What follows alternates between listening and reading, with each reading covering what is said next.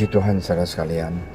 Kita mau baca firman Tuhan, ya, satu ayat yang luar biasa yang ditulis oleh Paulus di Filipi 1 ayat 21. Karena bagiku hidup adalah Kristus dan mati adalah keuntungan.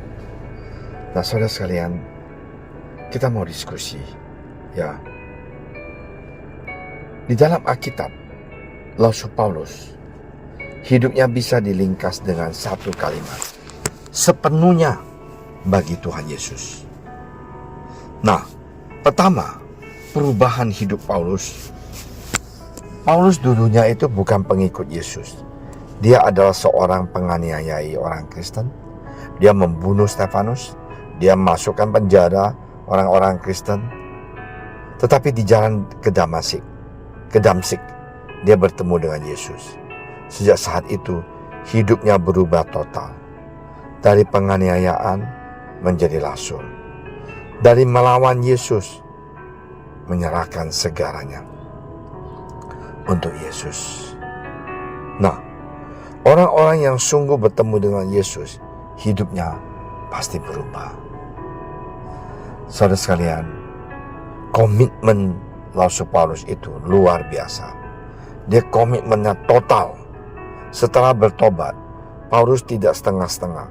Dia tidak berkata, saya beli sedikit saja untuk Tuhan, atau sebagian waktu saya, tapi dia memberikan semuanya. Firman Tuhan di 1 Filipi jelas-jelas mengatakan, inilah hidup dia. Bagiku hidup adalah buat Kristus, mati adalah keuntungan. Hidup untuk Kristus, mati juga untuk Yesus. Itu adalah komitmen. Kartu mati. Nah, Paulus mengalami dipukul, dipenjara, ditolak, dianiayai, dan mau dibunuh. Dan dia memikul salibnya, yaitu salib Yesus yang Yesus berikan buat dia. Tetapi Paulus tidak pernah menyerah. Jadi 2 Korintius pasal 11, banyak penderitaan, tetapi dia tetap setia. Dia tidak mengatakan, aku sudah cukup dah, Tuhan, aku sudah cukup melayani Engkau. Nah, intinya saudara sekalian, komitmen bukan tanpa penderitaan, tetapi tidak mundur karena penderitaan. Ini penting sekali. Tidak mundur karena penderitaan. Paulus juga memberikan kita contoh, dia setia sampai akhir.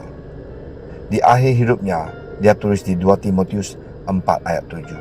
Aku telah mengakhiri pertandingan yang baik. Aku telah mencapai garis akhir. Dan aku telah memelihara iman. Dia tidak berhenti di tengah jalan. Dia menyelesaikan panggilannya. Dia setia. Dia komitmen, dia tulus, dia tetap cinta Tuhan. Ini adalah contoh yang luar biasa saudara sekalian. Dan hubungan Paulus dengan Yesus, ya. Kenapa Paulus bisa hidup seperti itu? Karena Yesus lebih dulu mati untuk Paulus. Di kayu salib, Yesus tidak menyerah. Yesus tidak mundur.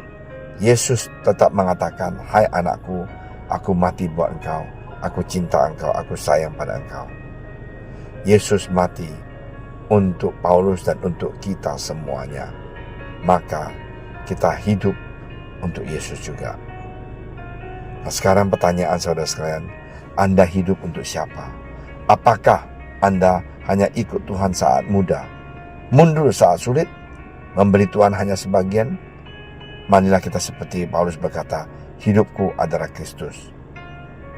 Mari kita sama-sama berdoa. Tuhan Yesus, terima kasih Tuhan telah mati untuk kami.